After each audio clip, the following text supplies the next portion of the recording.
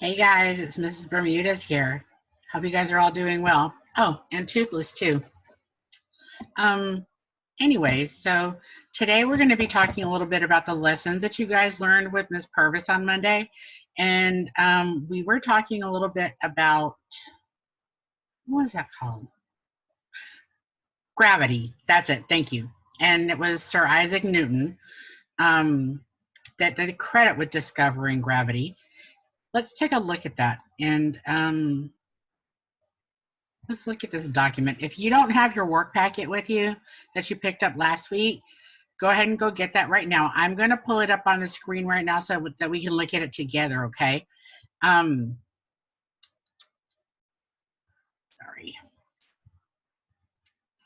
Bear with me. I'm kind of slow, I know. I'm learning all this stuff too. All this stuff is new to me.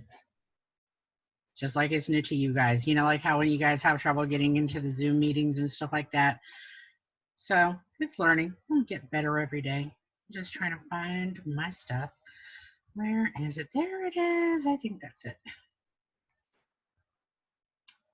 Okay. Can you see that yet? I hope you can see that. All right. You move me out of the way a little bit. So here's a drawing of Sir Isaac Newton. Here is the title, Sir Isaac Newton. It says, Isaac Newton loved math and science. He was very smart, but he wasn't a star student in school. He learned best when he was by himself. Kind of true for me too. I like learning things, but in classes, your teachers usually give you some time to think about things so that you can learn. After 2 years in college, Isaac got the chance to study on his own because his school closed. A terrible disease made it unsafe for students to go to school. Oh my goodness. That's what's happening to us right now, right? This coronavirus and COVID-19. We can't go to our schools, so we're having to try and learn how to do this stuff all on video and online, but we're going to learn. We're going to learn together. All right, let's see. So in the 2 years that Isaac was out of school, he discovered many important ideas. He created a new kind of map. He discovered gravity. He learned how the sun and planets move. And when he went back to school, his ideas amazed his teachers. He became a very famous scientist, and his ideas are still important to science today. So I'm going to take my highlighter here, and I'm going to highlight a couple of things that we talked about that he was he was important for his things that he learned and he discovered. Now, he created a new kind of math. Okay. I think Miss Purvis showed you guys something that told what kind of math that is. Now, you're not going to do that in second grade or even third grade or maybe fourth grade, but later on, probably when you get to maybe middle school, maybe high school, it's called calculus, okay? So he created that kind of math. He also, let's see, it says he also discovered gravity, okay? And what I'm doing right now is I'm going back to the text. You know how we teach you guys in school to refer back to the text for evidence or proof of what your answers are. Okay, so I'm saying that he discovered gravity, and that's because I read it here and I said that. So there's my proof that I'm seeing. And it says he also learned, now he didn't discover this, but he learned about how the sun and planets move. And that has to do with gravity too. Okay. What else? I think we're done with this document. So let's stop that for now. Whew. I tell you, I'm still getting used to this too. We'll be a pro with it before the end of the school year. Okay, so now I have something else that I have for you guys.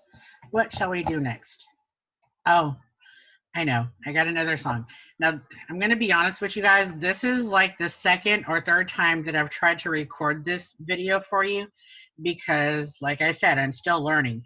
I was having a lot of problems with the audio on it, and the video that I played, the first time that I recorded it, it was horrible. It was loud and crackly, and you couldn't hear it. So I'm going to try this again, and I'm going to tell you, because these videos are kind of long, I'm not going to record it again, but if it comes out all weird and wacky and we can't hear the song or the music very well, I'm going to tell you guys the name of this song. It's called A Victim of Gravity, and it's a Schoolhouse Rock video.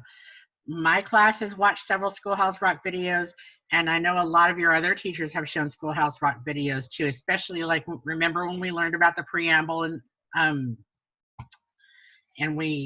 the Bill of Rights, I'm just a bill. So this is another one by Schoolhouse Rock, and it's called Victim of Gravity. And that was something that's related to what Sir Isaac Newton did. And you'll see in the cartoon, this is kind of what I remember.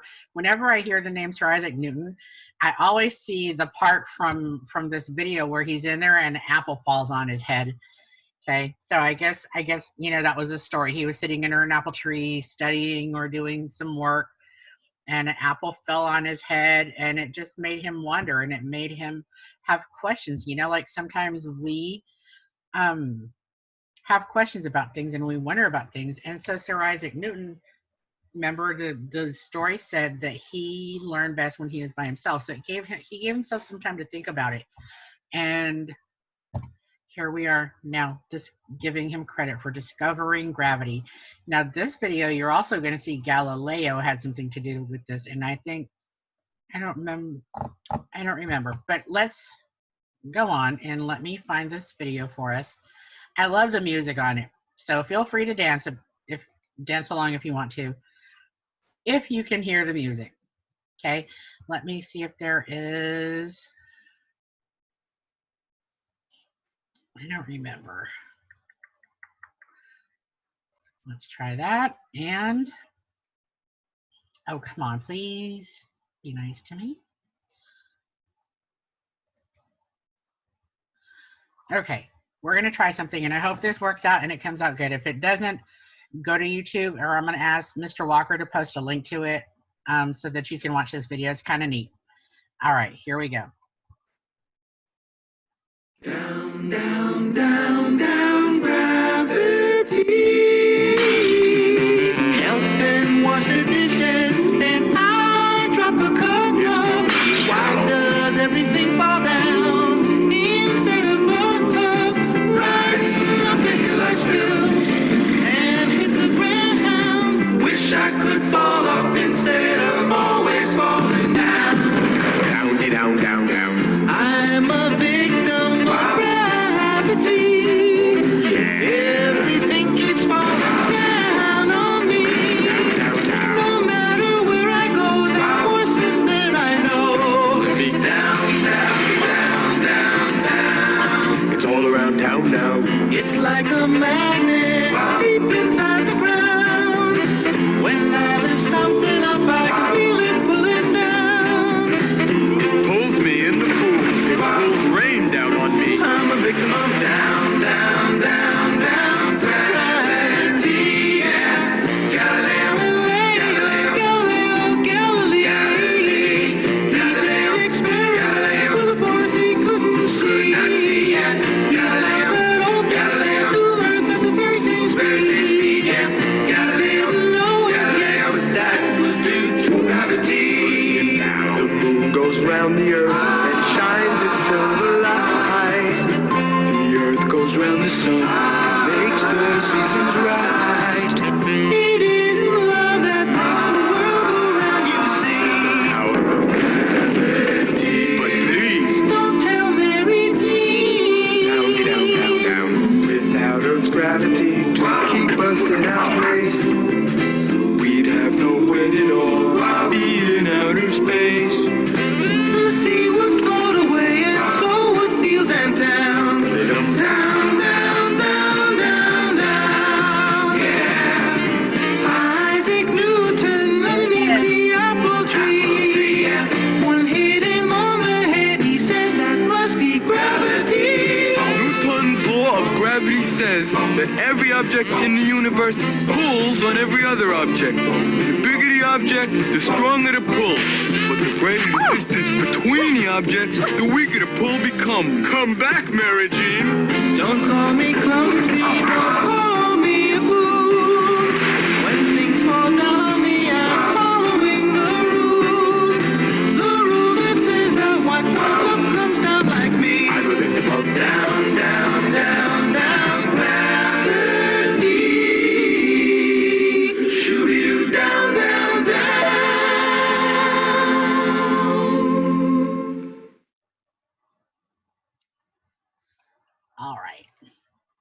So, did you like that music? I like that music. Makes you just want to get up and dance and move. Like for those of you who are in my classroom and got in on a Zoom meeting, Coach Max stops in every once in a while and makes sure that you keep moving and exercising and doing something, okay? So, gravity. We studied about that in our first science kit at the beginning of the year, if you remember.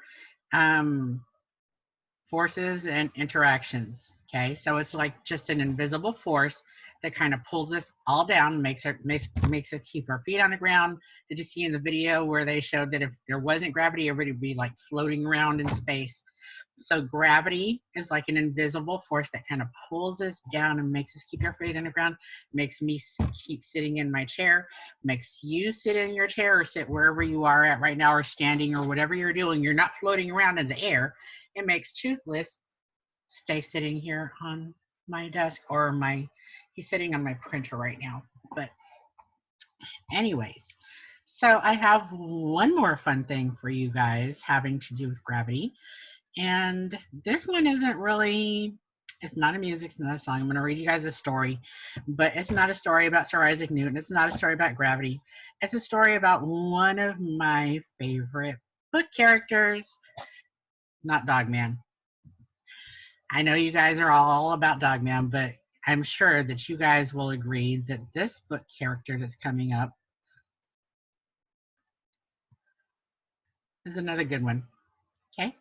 And this character is not here on Earth. He's out somewhere in outer space, and there is zero gravity in outer space, okay? So, I mean, you just kind of float around. Have you guys seen like astronauts and stuff walking around in space? They're not really walking, they're just kind of like floating and stuff. Okay, so today, without further ado, I present to you Pete the Cat in Out of This World. I don't know where I went.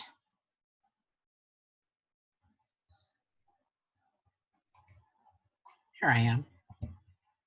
Just in case you want to see me in Toothless. Toothless is, I don't know, he kind of reminds me of a cat. He's like one of my favorite. I love the movie How to Train Your Dragon, and Toothless is like one of my favorites. If I got a cat, I would probably get one that looked like Toothless. All right, so Pete the Cat.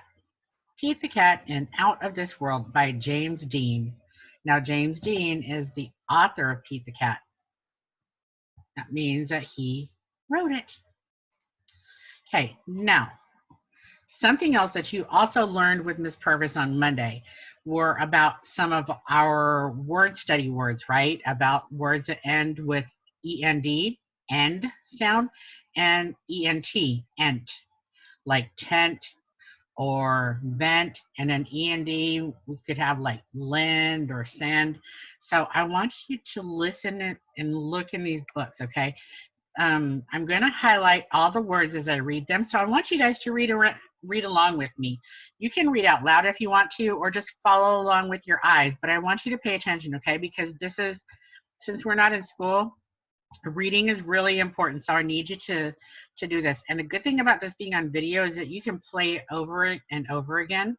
So, I mean, if you miss some words or something, you can watch it or pause it and try and do this. All right, so here we go. Pete the Cat in Out of This World by James Dean. It's a great day. Pete the Cat is going to space camp. Oh, let me move my little video spot down here at the bottom. Get me out of the way. Pete meets his bunkmate, Glenn. As they unpack, there is an announcement. Welcome, space campers. Please head to the classroom. Your mission begins now. Time to suit up, says Pete. He and Glenn put on their uniforms and race to class. See, it has their little names on their uniforms. Pete Cat and Glenn Cat. There are so many cool things to do and super neat stuff to see. Astronauts Tom and Chris talk about the trips they've taken, and they give a sneak peek at future space trips. It would be totally rad to go to space, says Pete. And here he is looking at a map. Here we are on the planet Earth, and here is the planet Mars, and here is the sun in the middle of everybody's path. The campers find out what it feels like to be an astronaut. They go into zero gravity chamber. There is our word gravity. So they're practicing here on Earth. They have special places like that zero gravity chamber it talks about right here that you can go in to get yourself prepared to go to outer space. So if you ever want to be an astronaut, they ride in rovers. They even build rockets. Pete's rocket flies very, very far. Way to go, Pete, shouts Glenn.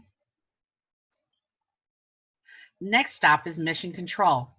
We have some exciting news, says Tom. Our next flight leaves today. We're going to the moon and we have room for more. Pete, do you want to go? Asks Sally. That would be awesome, says Pete. And it looks like, here's a countdown. It says they're leaving in 0 hours, 10 minutes, and 5 seconds. I think if Pete's going, he better get himself over to that space shuttle. It's time to buckle up and settle into the space capsule. 5, 4, 3, 2, 1. Lift off!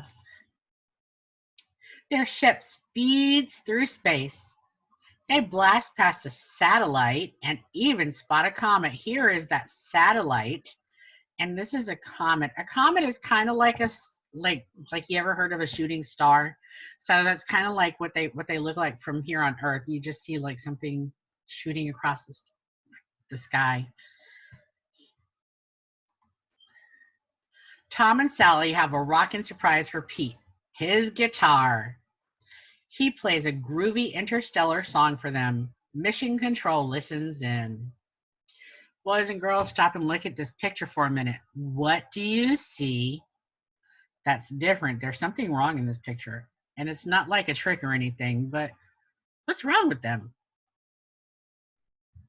They're floating around. Their feet are not on the ground because they're in outer space, and there is zero gravity in outer space. So there's nothing to keep them pulled down to make their feet stay on the floor, right?